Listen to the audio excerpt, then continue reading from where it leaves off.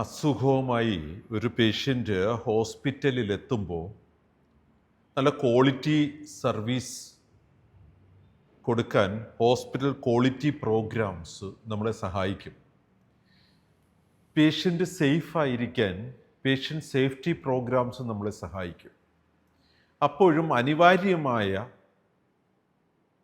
ചില പ്രതിസന്ധികളിൽ കൂടെ പേഷ്യൻസ് കടന്നുപോയേക്കാം. നീണ്ട കാലം സുഖമില്ലാത്ത അവസ്ഥയിലേക്ക്, പരിചരണം ആവശ്യമുള്ള അവസ്ഥയിലേക്ക് മാറിപ്പോയേക്കാം. അപ്പോഴാണ് നമ്മുടെ ഒരു റീഹാബിലിറ്റേഷൻ സർവീസസ് പേഷ്യൻസിന് ആവശ്യമായി വരികയും നമ്മളത് പ്രൊവൈഡ് ചെയ്യുകയും ചെയ്യേണ്ടി വരുന്നത്. അത് വളരെ സേഫായിട്ട് ചെയ്യണം. ഇഗ്നോറൻസ് ഉണ്ടാവാൻ പാടില്ലാത്ത ഏരിയ. അത് ഒരു നീണ്ടു നിൽക്കുന്ന പ്രോസസ്സ് ആകുന്നത് കൊണ്ട് തന്നെ നമ്മൾ അല്പം ഒന്ന് മാറി ചിന്തിച്ച് പോകാനുള്ള സാധ്യതയുണ്ട്. അതുകൊണ്ട് ഈ 18ാമത്തെ സ്റ്റാൻഡേർഡ് കെയർ ഓഫ് പേഷ്യൻസിൽ വളരെ ഇമ്പോർട്ടൻ്റ് ആണ്. അതിനകത്ത് നമുക്ക് 7 ഒബ്ജക്റ്റീവ് എലമെൻറ്റിൽ ഒരെണ്ണം എക്സലൻസ് ആണ്, ബാക്കി മുഴുവൻ കമ്മിറ്റ്മെൻ്റ് ആണ്. 6 കമ്മിറ്റ്മെൻ്റ് ആണ്.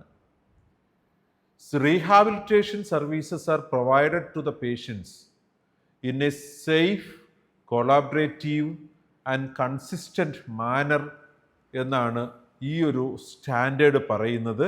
അതിൽ നമ്മൾ ഡിസ്കസ് ചെയ്യുന്നത് നമ്മുടെ റീഹാബിലിറ്റേഷൻ സർവീസസ് നമ്മളുടെ മറ്റ് സർവീസസുമായിട്ട് അതിൻ്റെ സ്കോപ്പുമായിട്ട് റിലേറ്റഡ് ആയിരിക്കണം. നമുക്കൊരു ഓർത്തോപെഡിക് സർജൻ വളരെ കാര്യമായിട്ട് വർക്ക് ചെയ്യുന്ന ഒരു ഹോസ്പിറ്റലാണ്. ഓർത്തോപെഡിക് സർജറീസ് ഉണ്ടെങ്കിൽ അതുമായിട്ട് റിലേറ്റഡ് ആയിട്ട് വരാവുന്ന പ്രശ്നങ്ങളുടെ റീഹാബിലിറ്റേഷൻ സർവീസസ് നമുക്കുണ്ടാവണം.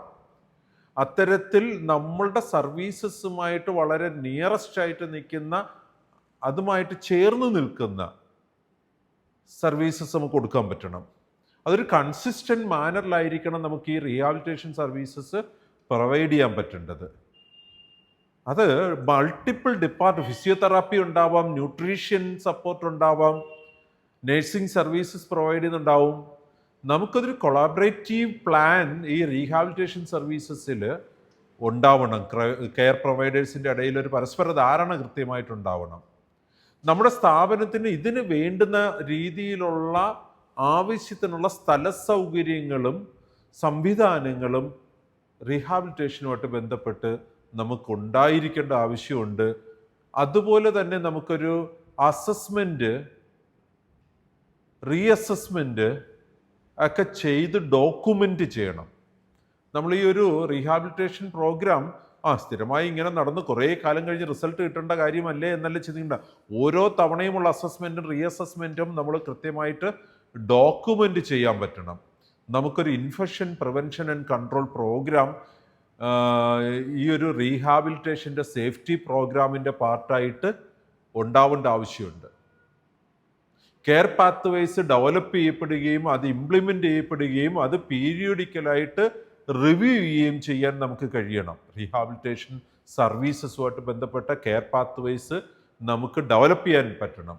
അതിനെ നമുക്ക് ഇംപ്ലിമെൻ്റ് ചെയ്തിട്ട് പീരിയോഡിക്കലി അതിൽ വേണ്ടുന്ന മാറ്റങ്ങളെ മനസ്സിലാക്കി റിവ്യൂ ചെയ്യാനായിട്ട് നമുക്ക് സാധ്യതയുണ്ടാകണം. ഇത്രയും കാര്യങ്ങളെക്കുറിച്ചാണ് ഈ ഒരു സ്റ്റാൻഡേർഡിൽ കെയർ ഓഫ് പേഷ്യൻസിൻ്റെ 18ാമത്തെ സ്റ്റാൻഡേർഡിൽ CFP 18 നമ്മൾ ഡിസ്കസ് ചെയ്യുന്നത്.